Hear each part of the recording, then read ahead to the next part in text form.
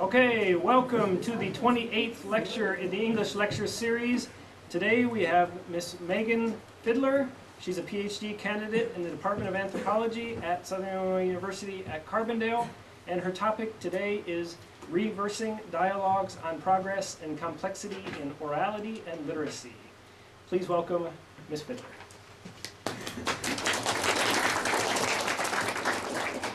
Good afternoon. Oh, that was fantastic. You guys are so brilliant. No, I don't know if you know how brilliant you are. I don't know. Maybe you're psychic. Because look, I really wanted you to say good afternoon to me. How did you know how to do that? Normally, when you start talking here at a lecture, you're all facing me, and I face you, and I am the speaker. You normally don't get a lot to say in these things, right? I mean, you're college students. You've been to lots of lectures before, correct? Normally you don't talk so much. How in the world did you negotiate a lecture where you're normally supposed to be quiet with a good afternoon exchange, an exchange of what linguistic anthropologists call adjacency pairs? How? This is really a complicated thing. You took one form of a speech context, one form of ideology, and shifted it because I paused, because I said good afternoon, and perhaps because you've had experiences in classrooms and here in Japan where you commonly greet instructors. That's a whole lot of work going on.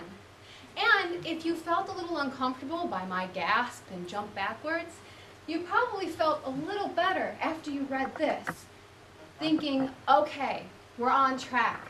We're doing things correctly. It's planned. It's part of the lecture. That whole giant mess is exactly what we're going to be talking about today. We're going to be talking about the way that we speak with one another, the way that we have these ideologies about what's appropriate to say and when, and the way that speech and writing relate to one another. How we tend to think writing is more advanced, how it looks like it's more complex than everyday speech.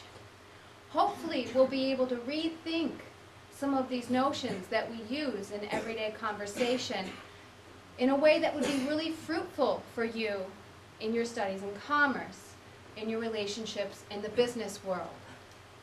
Now, for those of you who are already judging my speech now and ranking it, relax. I know you might feel a little odd because I started this without a self-introduction. I broke out of that normative, that ideology of what a lecture is, and instead started a little differently. For the rest of this major part of the talk, you won't have to say much. So we'll go back to that standard, and I'm going to introduce myself shortly. For those of you who love to have a say in the classroom and really have a lot to talk about, great. There'll be more for us to talk about here at the end. I will be asking for some input. I hope somebody will speak up. If not, I'll just pretend that someone spoke up, and we'll continue from there. My name is Megan Sarah Fiddler. I'm from Southern Illinois University. I am a sociocultural anthropologist. Now, a lot of you probably don't know what that means. You have all of these really complex ideas, things like family. What is a family? What makes a family? Things like privacy. What should be private and what is public? And things like religion, faith. What is faith? How do we understand faith? Well, that's where my job comes in.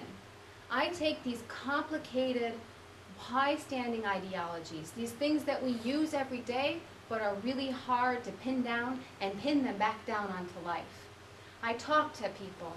In Sophia, I'm talking with students, undergraduate students, about how they write and talk to one another using computer technologies. Oh, it's so exciting. You have no idea. I get to look at people's Mixi pages. We get to go through email inboxes together. They text me. I love being texted. It's so much fun. The emoticons are so diverse here in Japan. We work through all of that. We work through when people call on the telephone versus when people text. That's what I study. And that relates to what I'm talking about this afternoon. I'm talking about literacy, how we read, and orality, how we talk, and the expectations that we use in everyday circumstances to hold up normative communications. And you all have them in your head right now. That's how you were able to negotiate saying good afternoon to me, even though most of the time during lectures, somebody simply talks at you. I got my start in Carbondale working with the attorneys, the state's attorney's office. I did a lot of work on technology with the DNA data bank. I worked with lawyers, I worked with people who had convicted felonies, which means their data or their DNA went into the data bank, and we worked through what that technology means. So I have this nice, big, round, beautiful background on how technology and how our reading and our writing shape our lives. And I'm hoping that today we can get through some of these things. Now, I know up on the screen there's going to be a lot of complicated, big academic words. Don't worry, we'll go through them one by one, we'll talk them out, we'll talk about what they mean. I'll use examples that relate to business positions, and hopefully we can use this kind of ideologies that I love to talk about to further your input and further your impact within the business community. So, what's the difference between writing and what's the difference between speech? Well, anthropologists have looked at this for a really long time. And we've kind of figured out, as I think you all know, that writing lasts a lot longer. You can write something down, and a week later someone else can read it. A month later someone else can read it. I just might be lucky to read something from the Edo period, with help from a student, of course. This isn't so true with speech from the Edo period. I can't hear what other people said anymore. It's this word called ephemeral. It happens and it's gone. It's a nice characteristic. One tends to stay, one tends to disappear. There are two different kinds of information being told in writing and being told in speech. Writing is integrated and has high levels of information, lots of facts, lots of words, lots of stuff all thrown at you at once, and it's easy to get at because you're reading it at your own pace. This is very different from when someone is speaking. There is a high amount of information in most speech, but it's mostly high levels of social aspects. I'm a girl. I'm dressed up. I'm speaking English. I'm speaking in an academic tone of voice.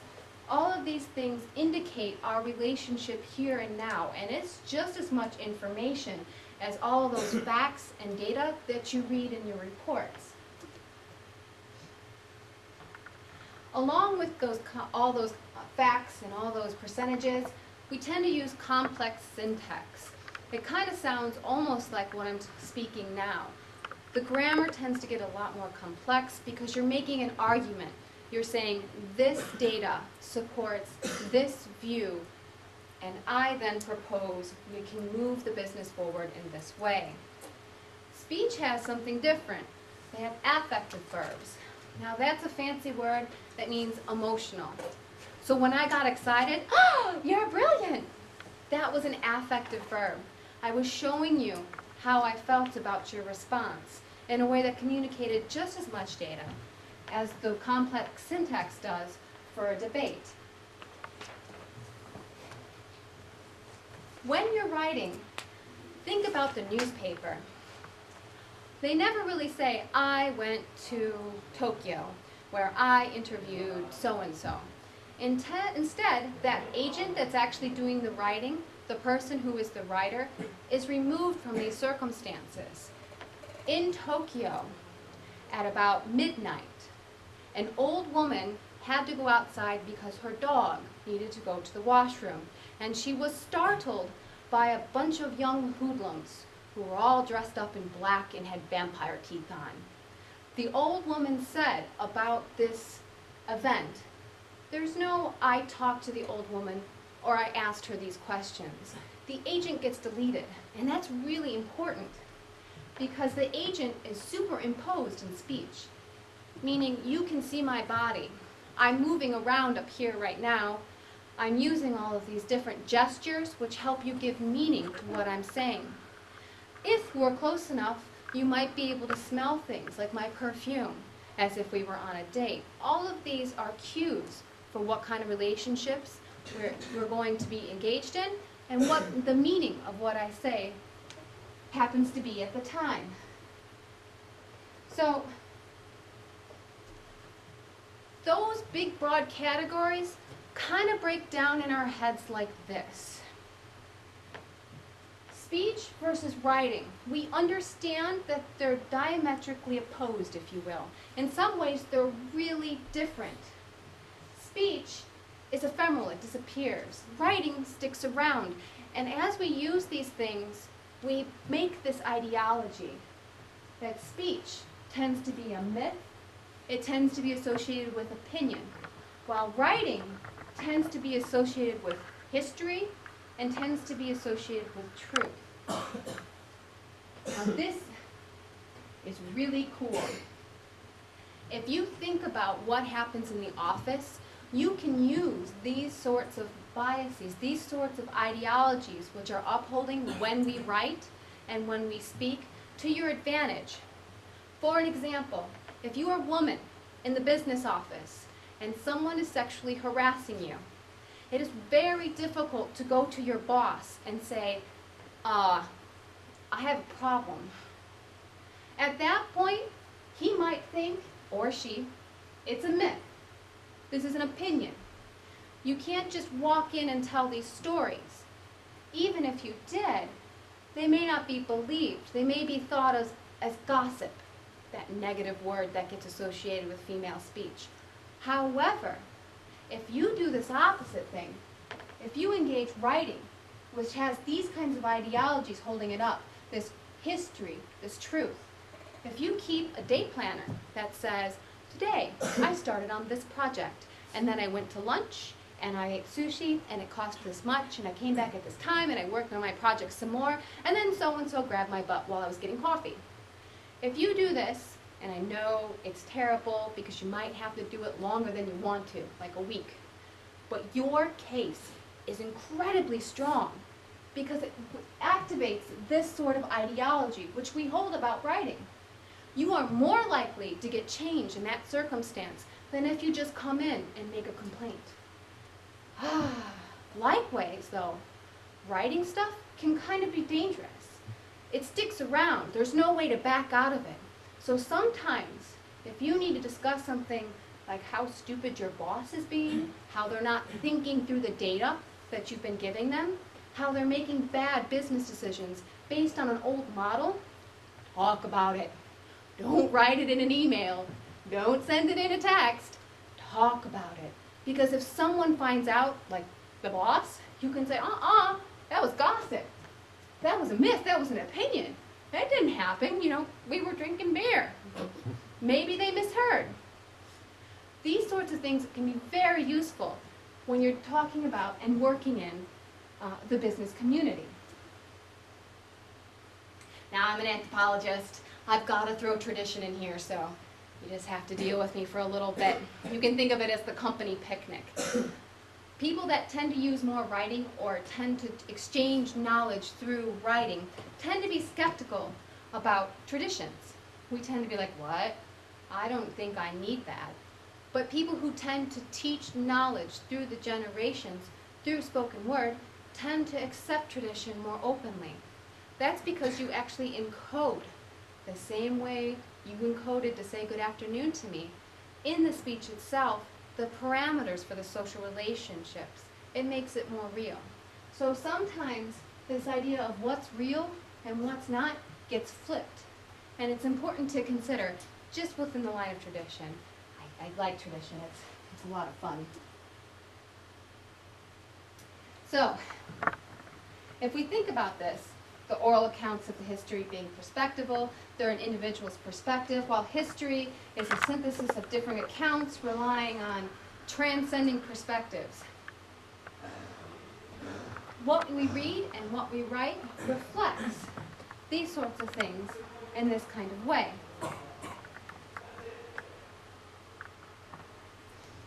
As I mentioned, oral accounts are by their very nature bound to the immediacy of speech, providing representations of a past continually adjusting to realities. History, methodologically based, is based on a comparison of sources and attains a super reality from these sources. Really? Now, sometimes we like to use these kinds of models without really thinking them through, because there are times where speech stays and makes a lasting impression. Now, aside from things like the video recorder, which can then play speech around, I don't know if any of you are famous and have to deal with the paparazzi. For the most part, we just think speech goes away. If you were famous, then I suppose it would be absolutely awful to hear how terrible you speak on a daily basis. I'm loathing going to see this video later, being like, should have paused there just a little longer. But speech actually does a whole lot of things, and you can use it. Nowadays, with centralized governments, which means that Tokyo and the nation of Japan tends to have a central place of government, and then it rules over the entire geographic expanse. Most of these changes that language does get written down because it's part of being a citizen. It's part of the government keeping track of you. But you really can change things with speech. For example, if I wasn't so brave, I now pronounce you man and wife. That makes real social change when you're in a room of community members who also believes that I might have the power to say man and wife. I don't. You're fine. I promise. Once that happens, that relationship is real. There is a change that speech made. In fact, they often run off and do things that husbands and wives do on their wedding night, making it even physically real. So speech isn't always as simple as saying, well, it's gone, it's going to stay gone. Likewise, the superior reliability of sources, we're going to get into this. I'm going to show you a couple of ways that you can write reports and write information that helps to blur these boundaries. Perhaps when your boss is pushing you to write positively about something, but you know it's going to fail, there's a way you can write it down in the report that isn't so reliable, but it covers your butt. They can't fire you for lying if you wrote it down, okay?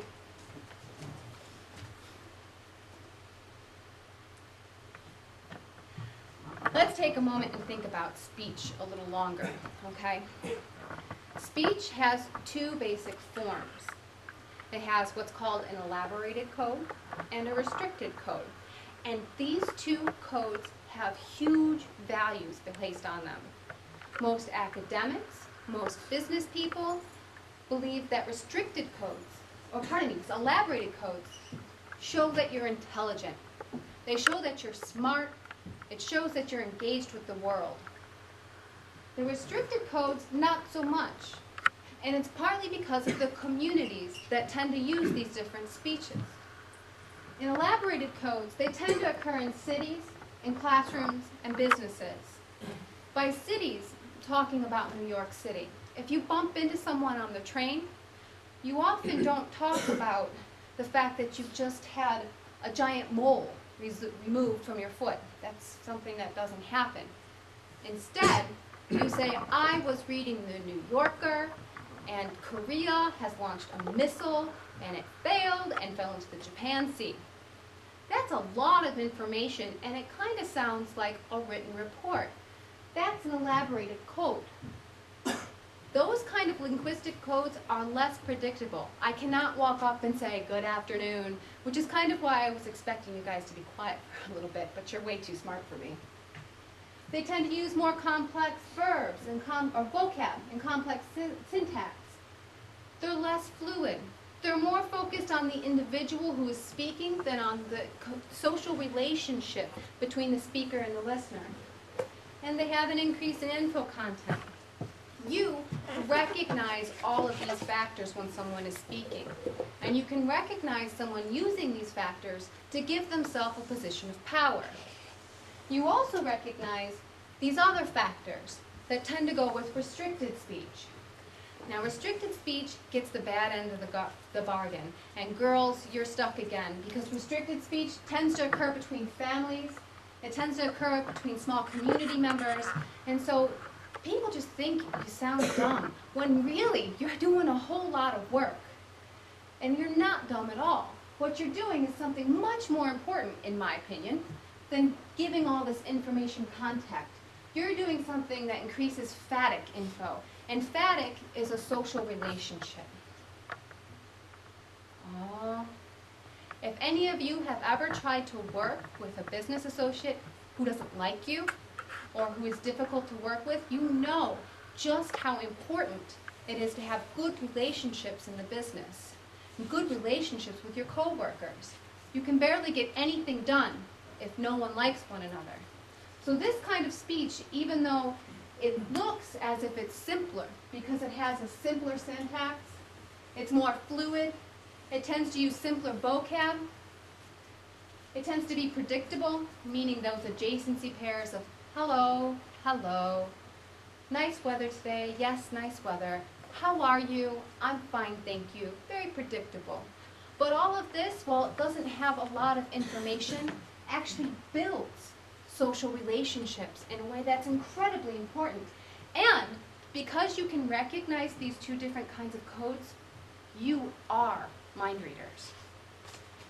When someone comes up to you and is making a business proposal, a lot of times here in Japan, afterwards, you'll go out and you'll eat together.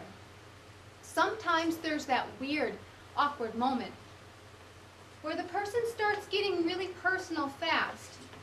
You might feel funny, just like you felt a little funny when I jumped forward and gasped because I was excited.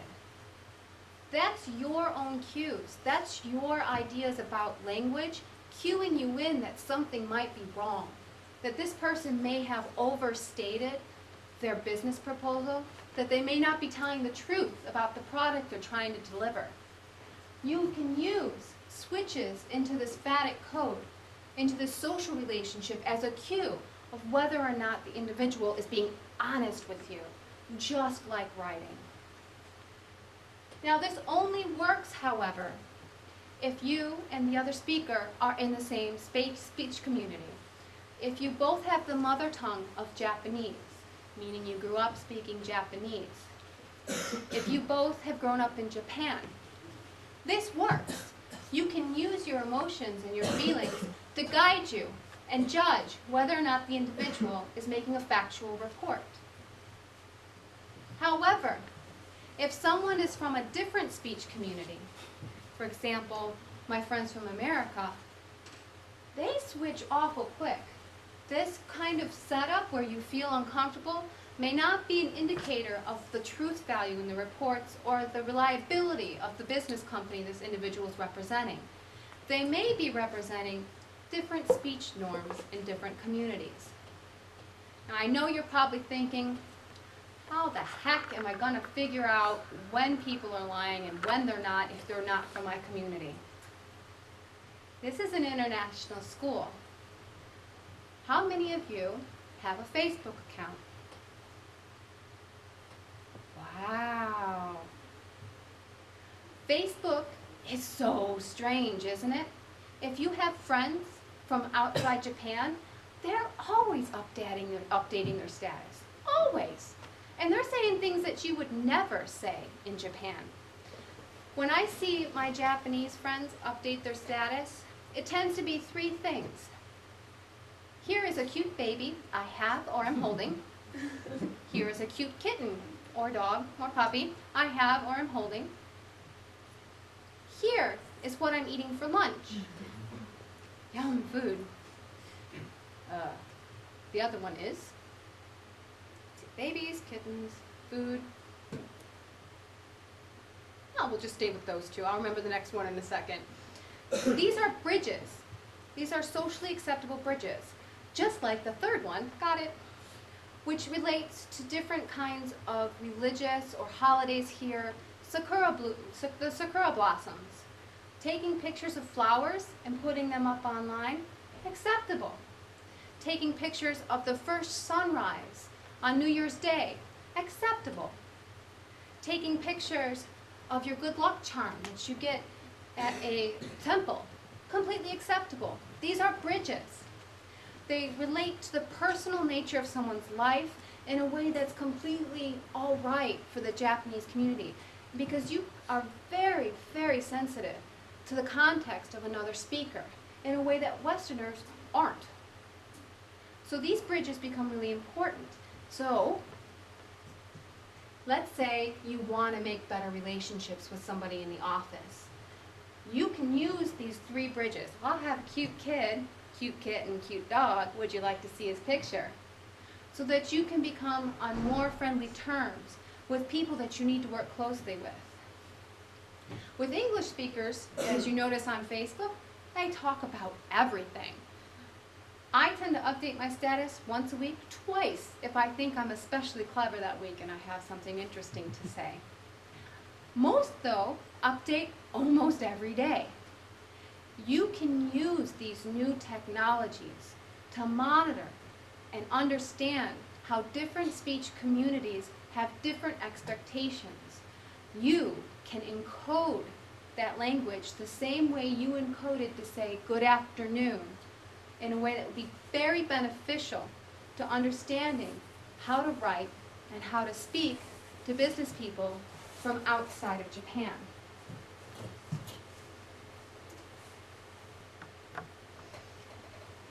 Here is something interesting as well. We've been talking about those adjacency pairs. Let's say you're not quite certain whether or not the secretary and the boss are having an affair. And it's interfering with your work because she's not doing her work appropriately and you don't know why she hasn't been removed yet. These kinds of adjacency pairs serve to negotiate 2 very important social things: openings and closings in conversation and turn changes. It's really rude to talk over someone. We've come up with these cues, especially on things like the telephone, to say goodbye. And we tend to use them in pairs. Okay, Mom, I have to go. I love you. Bye, hon. Bye, Mom. Click. There's a set of 3. If anything happens to disrupt that, you have to start over again and say, okay, Mom, now I'm ready to go. Okay, hon, love you. And it keeps going until you can actually make that set complete. If someone is having social trouble, it will show up here. You'll hear them speak over another individual.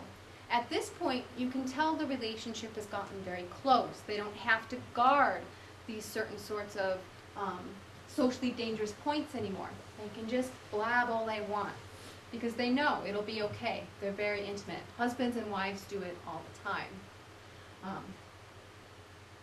So if you're curious about what kind of relationships people have, this is a good point to take. It's also an excellent point to figure out strong partners. If you're a boss and you're watching over an entire community of workers who are working for a certain goal, when you see this kind of relationship, when you hear them at the water pool gossiping, they're not gossiping. They're re-cementing their social relationships. When you see them talking over one another, oh, it's fantastic. They're not being rude. They're demonstrating that they can actually share information in a way that's not dangerous. It's not offending them at all. They'll make great partners to work on a project. Absolutely great. And that's exciting to me. Speech and writing, it's just really cool. Now, writing has adjacency pairs too. Again, you can use them to gauge different kinds of relationships that occur in the business community. When I was writing my professors, I would say, hello, Professor Sutton, how are you? Adjacency pair, I'm fine, except he can't respond because it's a letter. I'm doing this, I'm wondering if you can help. Thank you, there's my name. That's a formal email, and you all write formal emails every day. But you drop that introduction and you drop that initial adjacency pair of how are you when you text message. In fact, a lot of times you don't even say who you're speaking to. They know, right? Because it comes up as their name on the phone. But text messages and emails are different things. They're inside different technologies. When you can text message someone on their telephone, you're text messaging them near their body. It's a very close kinesthetic device. And so it makes it a little more private than an email. So if you're having an emergency at work, you might text someone. But if it's just normal conversation, you'd send an email. It's less invasive. You're not going to interrupt their daily processes. Ah, yay! We get to play games now. Is writing always clear? Remember, I promised that if you were having trouble telling the truth in the report, because it needs to be written a certain way, we can do it. These are actual headlines from English language newspapers, and they're a little ridiculous. Police begin campaign to run down jaywalkers. The ambiguity comes in with this run down. Now it can mean capture or give tickets to, but it can also mean run down in a car. So if you're jaywalking or crossing the street illegally, the police just might run you over, which is a really severe reaction for crossing the street, I think. Squad helps dog bite victim. Here it's this placement, the dog. The squad can appear to be holding someone down and poking a dog so it'll bite you, versus the squad helping someone who has already been bitten by a dog. Prostitutes appeal to Pope. Ha ha ha. This cracks me up. The idea is that prostitutes are asking for pardon, please excuse us from the Pope, or the prostitutes look like an awful lot of fun to the Pope. Kids make nutritious snacks. You can eat the kid, tons of vitamins, or they're actually cooking the snacks for you to eat. These kind of ambiguities you recognize in Japanese right away.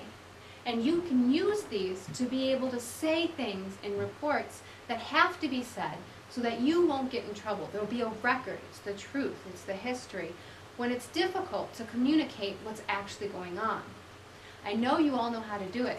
Pointing them out in this way is fun, but it also shows the way that you can reflect on how you're making sentences and how you're distributing information in ways that would be really beneficial in difficult circumstances. Now, writing often assumes that we're not having a context, that there isn't any information that's phatic. There's no emotions involved, there's no thought involved, or no, there's thought involved. There's no emotions involved, there's no social relationships because that agent is removed. You can't really have a relationship with a book. And if you do, it's okay, I guess. But there are definitely cues that you use every day to give emotional contact. If you get a text message, I'll be there in a minute, it has a lot of different meanings. What does this one look like?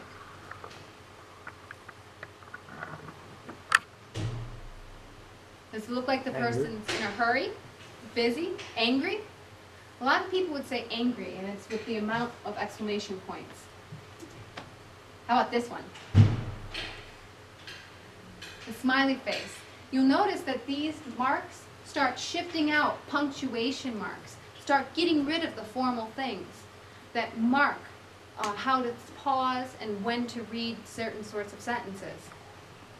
They become increasingly important when you see them in marginalia, meaning someone put a post-it note on something, so it's not actually going to be in the record, but it's got a whole lot of exclamation points after it.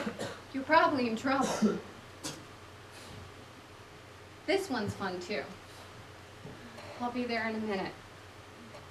I'm sorry, I'm late. I didn't mean to do it. I'll be there in a minute. Oh God, I can't wait to get out of here. I'm sad. Something's gone wrong. I'll be there in a minute. I'm a little embarrassed. All of these things are really important. You use these sorts of emotional cues to figure out what's going on with your friends and your sisters and your brothers and your mothers and your fathers on a daily basis. and it's incredibly important. When your friend is having a bad day, but still standing up in front of the community, talking freely, giving reports, you're going to be the only one who knows it. You might be the only one that can give her or him a chance for help that day, because you're cued in to these little verbal cues, these little bodily movements that let you know that this person is performing for work but has had a bad day. This is the same thing. Here, writing is directly being informed by speech. So when we think about whether something is the truth, whether something is real, we have to back up a little bit. I'm asking you to question whether or not everything you read is true and a real history. I'm asking you to take these ideologies that you use on a daily basis and employ them for your own benefits, because you can. There are lots of ways that you know that you can't talk about yet. They're called tacit knowledge. It's a cultural knowledge. Sometimes it's called a habitus, which means you've been doing it for so long that you can't describe it anymore. It's just ingrained in your body. Use them. Don't be afraid of them. You can negotiate social relationships and business relationships stronger if you rely upon the senses that you've already got from speaking in a community. Thank you.